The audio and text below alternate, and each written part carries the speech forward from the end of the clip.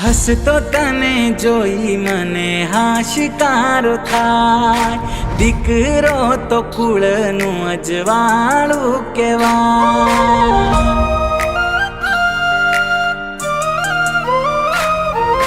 હસતો તને જોઈ મને હાશકારો થાય, દીકરો તો કુળનું અજવાળું કહેવાય। તને જોઈ રોજ